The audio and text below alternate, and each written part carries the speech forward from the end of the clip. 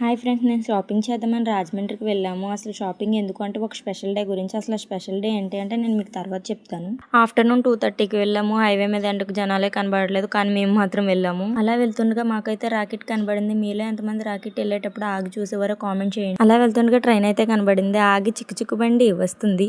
ఆగినాక ఎక్కండి అందాం అనుకున్నాను, కానీ చిన్నపిల్లలు భయపడతారని ట్రైన్కి బాయ్ చెప్పి స్టార్ట్ అయిపోయాం.